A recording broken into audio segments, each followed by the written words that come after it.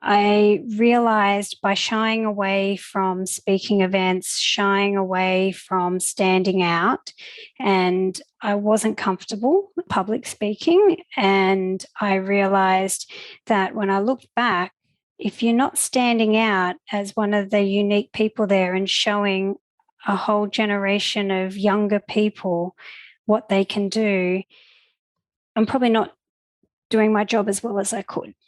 Welcome to the Shipping Podcast, where I meet interesting maritime professionals sharing their passion for the shipping industry and their everyday job. I am your host. My name is Lena Gosberg.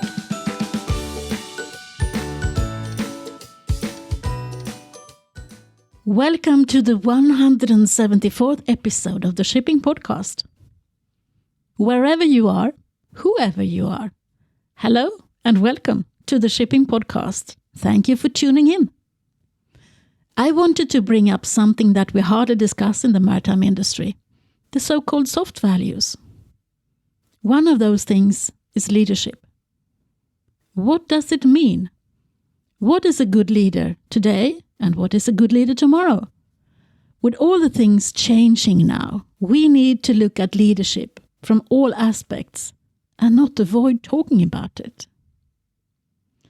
In this episode, you will be meeting a true leader, an experienced harbour master, a master mariner, an experienced marine advisor, a general manager, and a non-executive director. Her name is Captain Jeanine Drummond, and she's from Down Under. Jenine specializes in modernizing highly reliable port and shipping operations through data, analysis, technology, accountability, and human factors. She has an interesting background, and she's always willing to share. I came across Jenine when she and Gillian Carson Jackson, the president of the Nautical Institute, spurred the Empowering Women in the Maritime Industry theme by showcasing one woman from the maritime industry every day during 2019. I was amazed by their ambition, so I offered my international network to them to find some of the 365 women that they were looking for. I hope you will enjoy our conversation. I promise you that I did. Welcome to the Shipping Podcast. Could you please introduce yourself? Hi, Lena. Thank you for having me on the Shipping Podcast. My name is Jeanine Drummond. I am Managing Director of Integral Maritime and also on the board of the Australian Maritime Safety Authority and the Australian Maritime College and the Australian Mariners Welfare Society. And you're based in Sydney, I understand. I am based in Sydney. I actually live about an hour or two's drive north of Sydney in Newcastle, so not too far from Sydney, but another major port in the area as well. So what is your background? How did you decide to go to sea or to be a mariner? Oh, we get to go way back for that. I loved being around the water growing up. I was born in rural New South Wales and I still loved being on the water, swimming and water skiing. And when we moved to the coast, that just transitioned to the beach and the ocean. And as I became older, I became aware of what am I going to do when I leave school? And I knew I wanted travel and adventure. And a neighbourhood friend of ours, a friend of my dad's, he was a marine engineer. And that was the way that I learned about the industry. So for years, I grew up with ships probably going past my front door, Nellie, and I didn't notice them.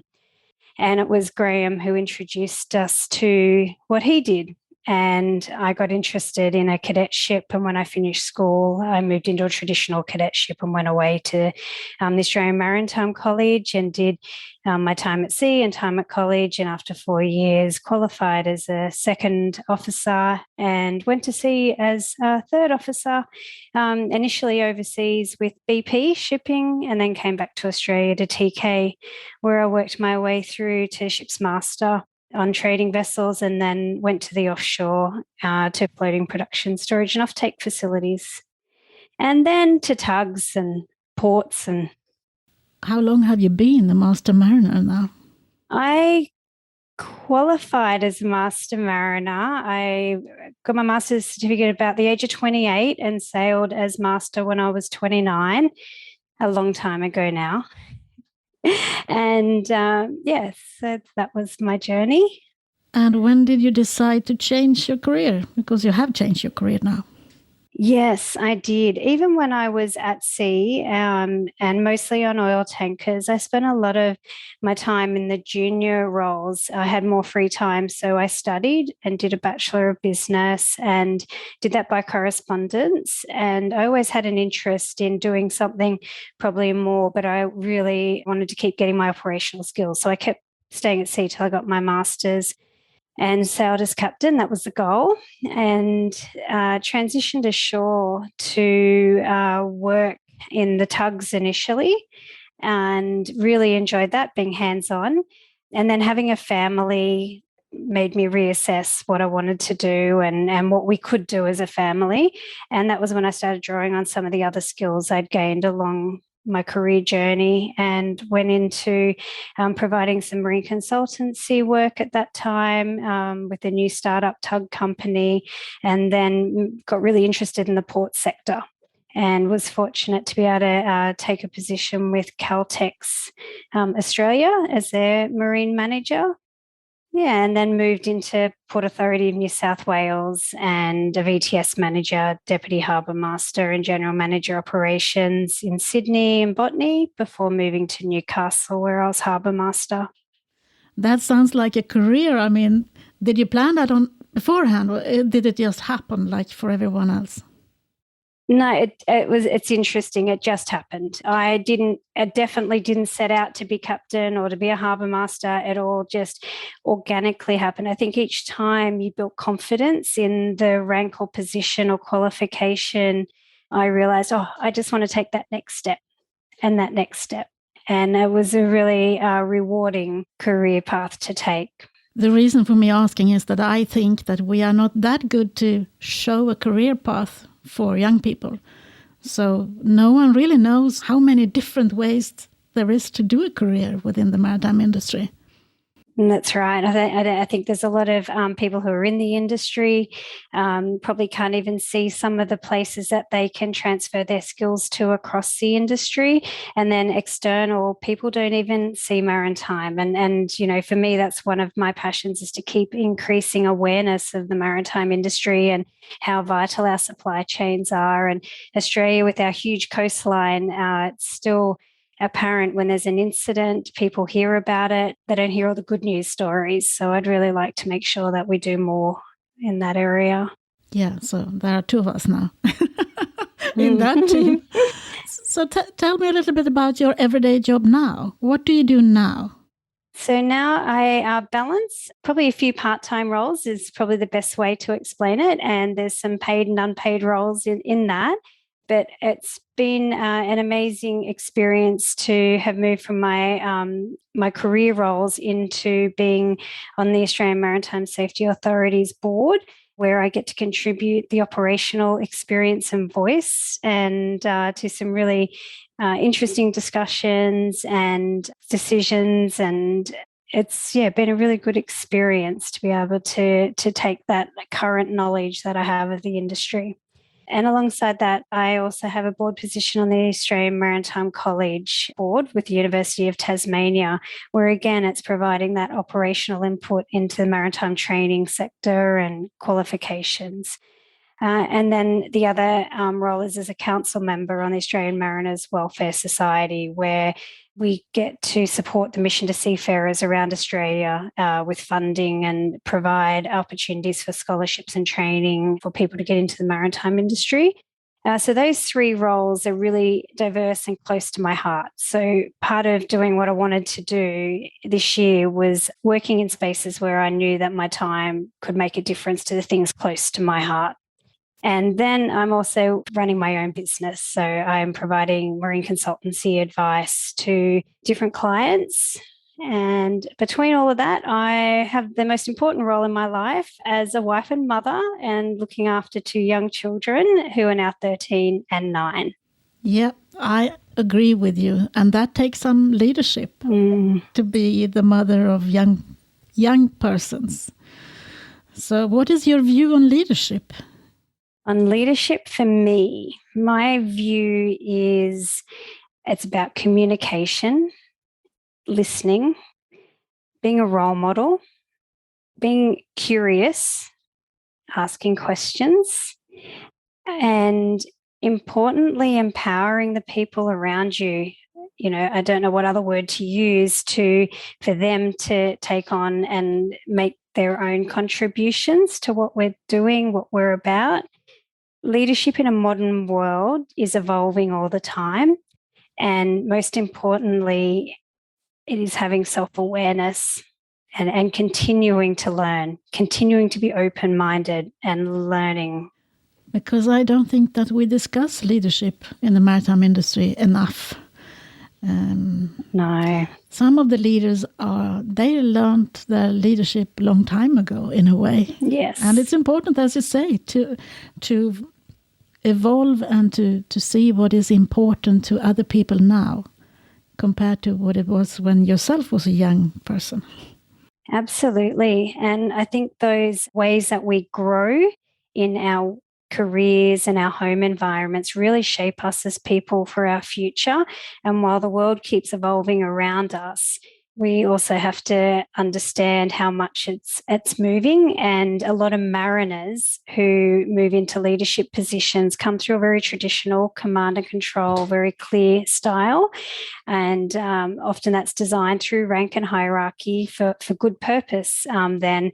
But as the world's catching up, the opportunity to evolve that leadership style so that it is far more inclusive for all ranks will ensure that we have safer operations and more efficient operations in the future. And you did something amazing together with Gillian during 2019, the year when IMO had a theme for empowering women in the maritime industry. Yes. You just did it. I was so amazed. Can you tell me a little bit about what you did and how that came about? I'd love to. At the end of 2018, Gillian and I were having a chat. What can we do? We've been advocating for women in maritime and doing a lot through the Nautical Institute here in Australia. What else can we do with this World Maritime Day theme? What an amazing theme to have. And maybe it was over a glass of wine. You know, I threw out the suggestion, well, maybe we could profile a different woman in maritime every day, 365 days. Do you think we can do that? Is there 365 women we can profile? And it just was so good. I looked forward to receiving the profiles. Gillian did. We worked together. We took turns. We pulled it together.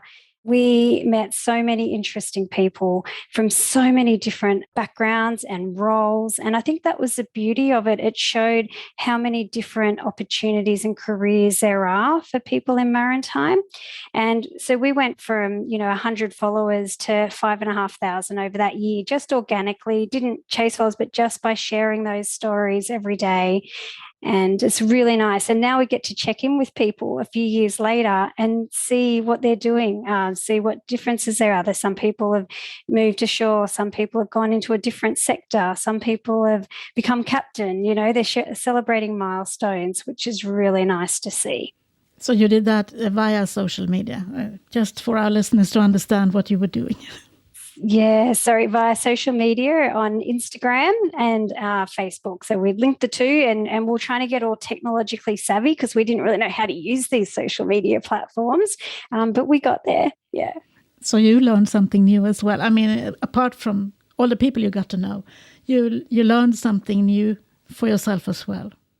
Absolutely, learned some more technical skills, yeah. Yeah, I feel the same when I see and meet guests that I have interviewed on the shipping podcast. I see them sometimes or they approach me and say, hey, Lena, this is what happened to me now. I just wanted you to know. And I feel like, yes. It is so good, isn't it? Like I do. I love checking in with people and seeing how they're going and what their experiences are. It's really interesting to see where people move across the maritime industries. And I learn, when they're getting a new ship type or new technologies are coming about. It keeps me current in my knowledge as well of what's happening. So were there other initiatives that you were involved with during that year of empowering women in the maritime community?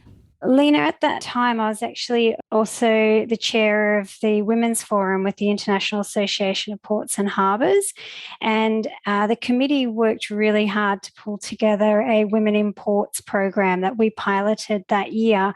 And were able to connect women in different ports around the world so that they had the opportunity to improve their knowledge of another geographical port, another operation, and also learn some different skill sets from different people. And we had operational people, we had shore-based people in the program. And it was, again, really exciting to see people connect and be able to connect across time zones and cultures and language barriers as well. So that was an excellent initiative that helped build more momentum into the port sector for the women in maritime work. Well, in my view, you definitely empowered the women in the maritime industry. But what happened then? Have we sort of lost the track, or are we still being empowered in the maritime industry? I think so. I think there's definitely progress. You know, progress has been amazing and really got a good kickstart. And I think it was a wave of momentum that came through that theme and that year. And while some things are really hard to get that data and to see that change, the people that I'm seeing, there's got to be improvements. And I just hope that they're translating to increase in senior roles and management and board positions.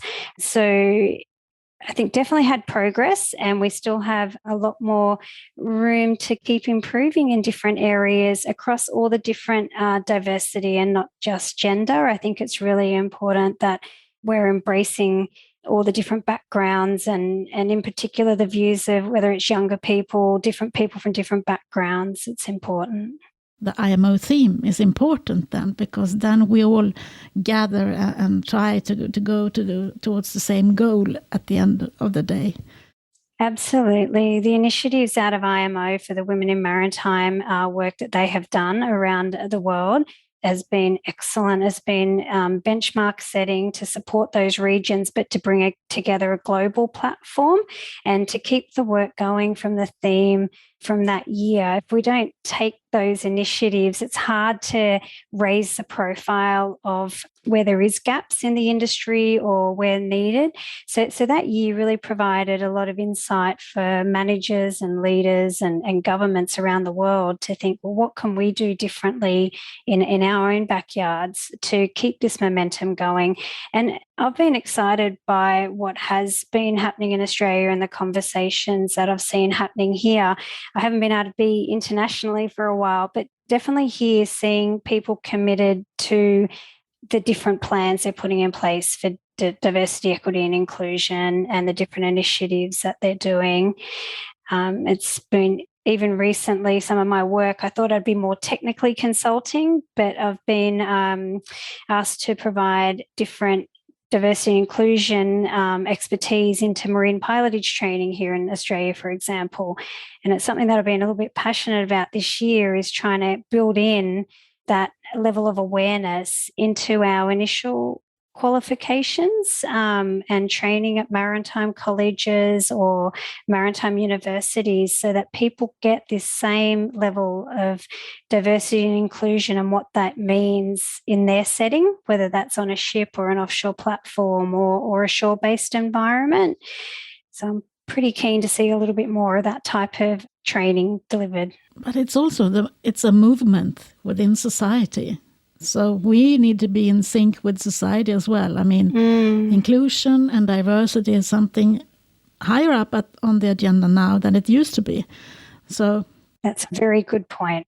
You know, alongside with the climate and environment and all of that. And I think it's also the values of the next generation. It's so much more important to them. Yes, and I think you touch on something very important there, Lena, is having the younger generation contributing to policy and decision making, because in my experience, if you don't have enough diversity at the table, you're not making the best possible decisions for these people who are going to carry it through. And having those younger voices heard and the way they are seeing the world is very different to someone getting closer to retirement age. And it's, important. Yeah, I agree with you.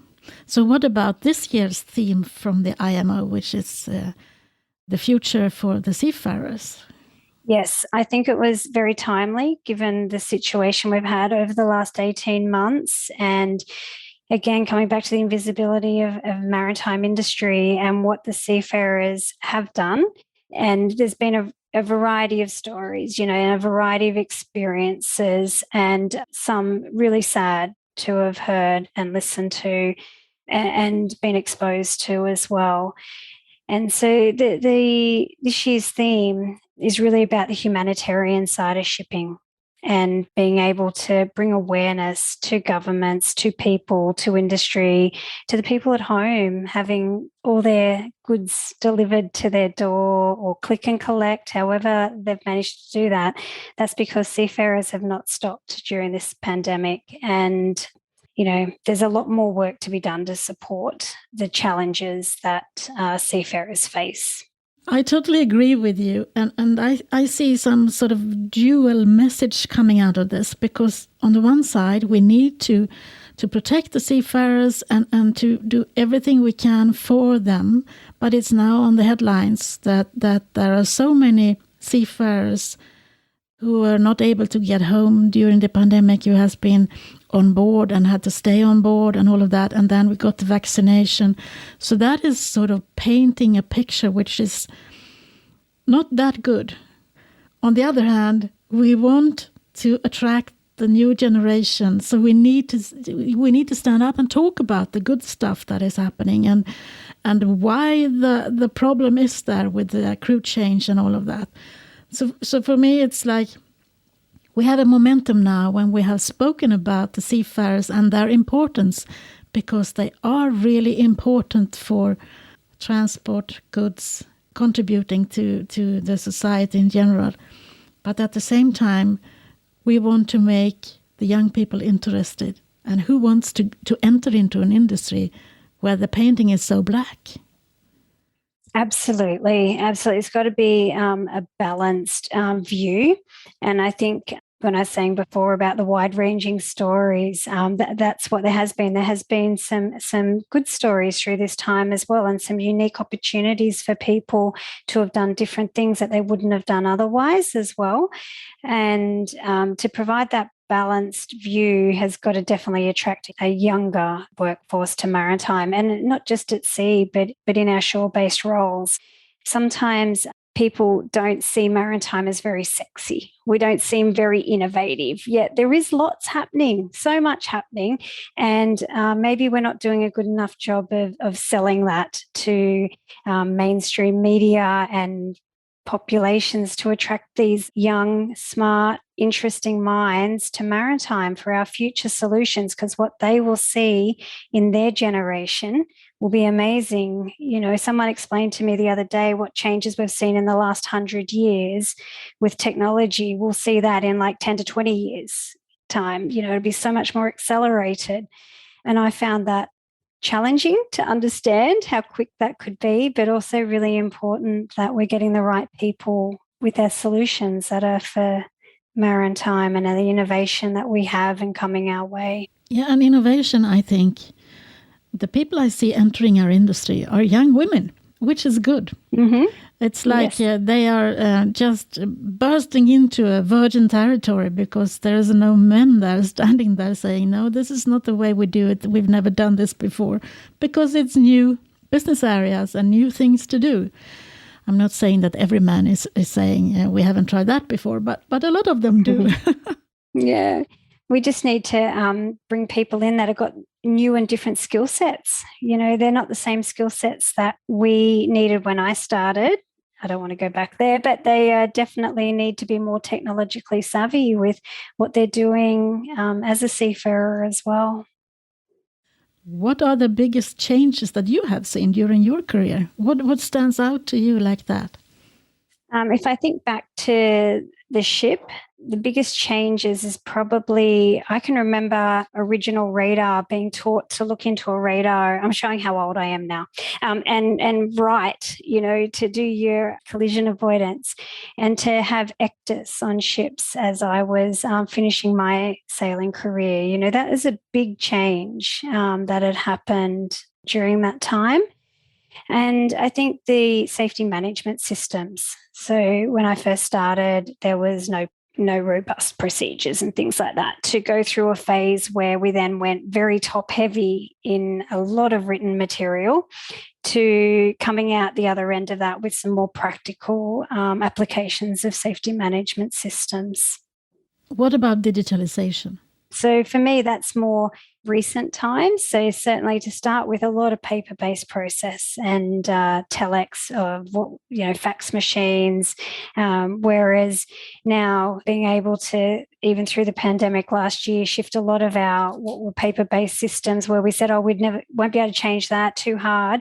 Nearly overnight, we're able to find digitalization solutions to be able to overcome those issues. Yeah, there is nothing like a good crisis to push things forward. Overnight it changed, yeah. We need to just embrace the new things that was good with this terrible pandemic and try to use that in a better way. Yes. How do you see the future then? What is in your crystal ball for the maritime industry? Definitely a stronger uptake of the technology. More use of the data and data analysis, using it for leading indicators, predicting issues and problems, and solution finding, remote sensors, remote data, being able to provide remote solutions. And the future has got to have some level of autonomous, semi-autonomous, and remoteness in operations. And that is all coming our way.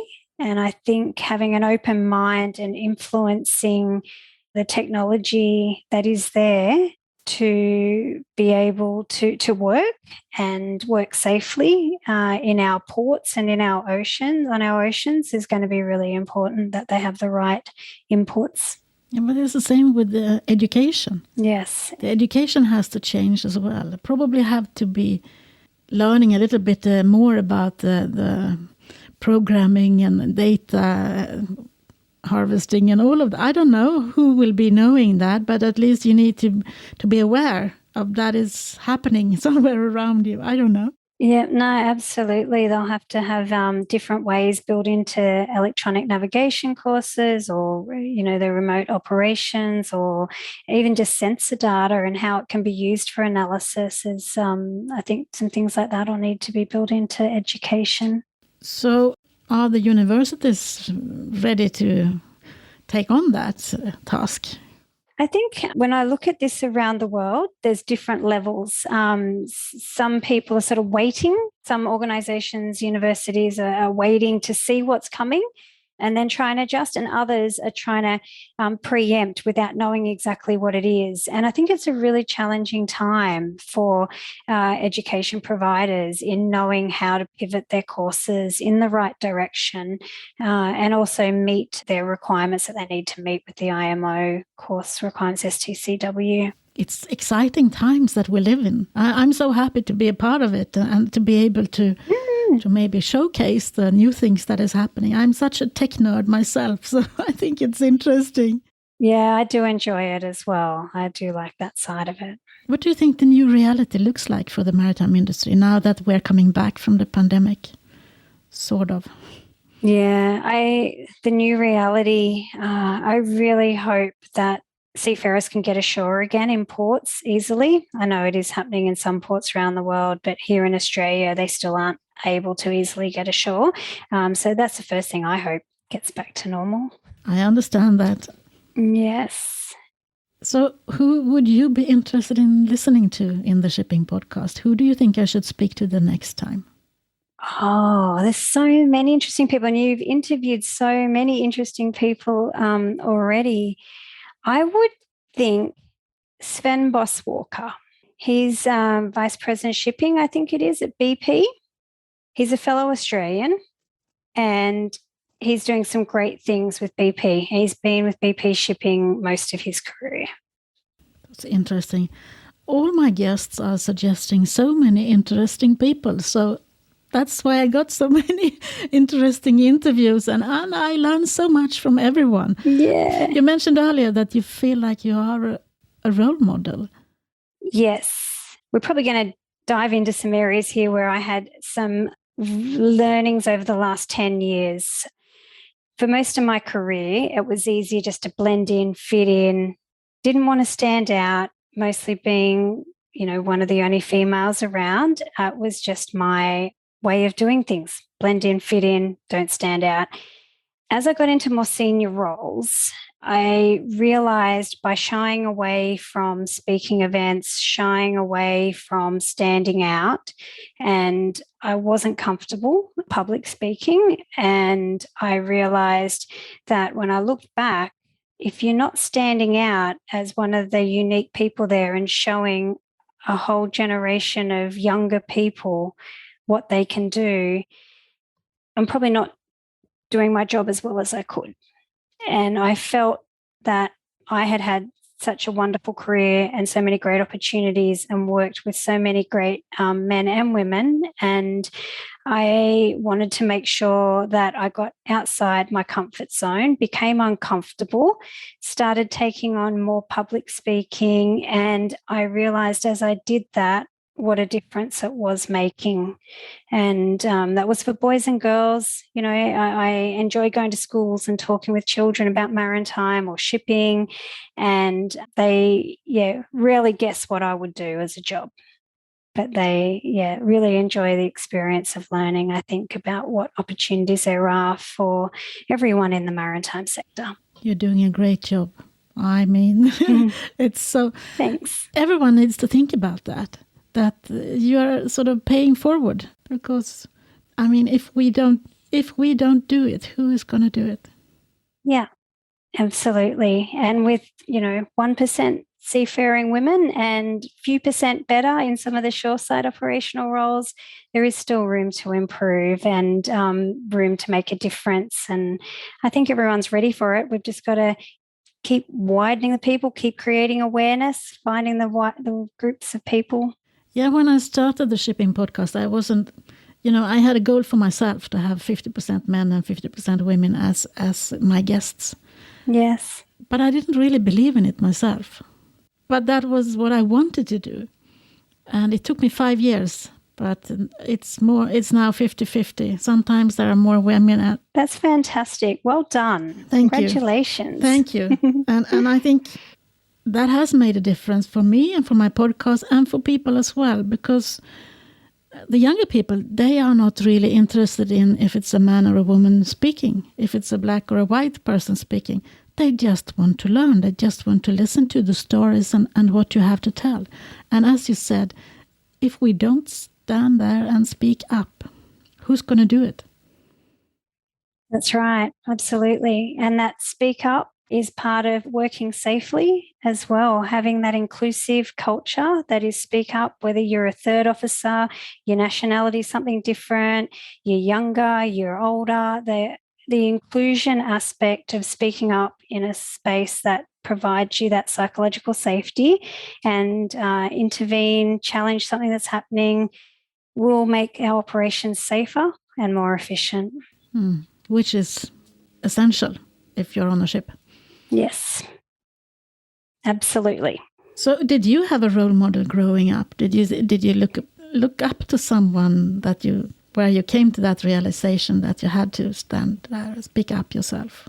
I was fortunate to have had a lot of people around me where I really looked up to what they had achieved or what they had done. And I probably thought it was way beyond what I would ever do. I would just move from, deck cadet to third mate. And I would often hear stories in particular of some of the women in Australia who'd come before me. And they become a little bit like folklore, because I'd hear that they were a ship's captain or that they'd been a pilot, and I never had met them. And then as I got to my senior ranks and I got to meet them, it was a really, really lovely experience, because just knowing that they existed was enough to set a few little wheels in motion that, you can keep going. I think seeing is believing is really, really important. Yes, it is. I walked into a room at London International Shipping Week 2 years ago because I was going there with some really important women, and they were invited. I was just carrying the suitcase, I think. Invited to a room full of women, and it was the power women in there. And I almost had to draw my breath like when I saw them in the same place. Mm-hmm. So many women who are in charge of so many things that is important for so many. And I hadn't heard of some of them. So I just had to start interviewing them. So I have interviewed them since. But that gave me also a sort of a feeling of, this is right. This is what I'm doing. I'm gonna speak to more of these power women and see what they have to say. Yes, absolutely. Thank you for taking the time to speak to me. I know it's late in Australia right now because it's in the middle of the day here, but thank you for giving me the opportunity. You're welcome, Lena. I've really enjoyed it. My pleasure. Thank you, Jenine. You are such a role model and is giving back so much to the maritime industry. Thank you for all your efforts. So this was the 174th episode of the Shipping Podcast. In 87 episodes, there has been a female interviewee. So you do the maths and will probably come to the same conclusion as I have. It is possible to make a gender-balanced media channel in the maritime industry. Even though I have actually had 16 women and 9 men on the show during 2021. Maybe I need to start finding some interesting men to listen to now. I'm just provoking you.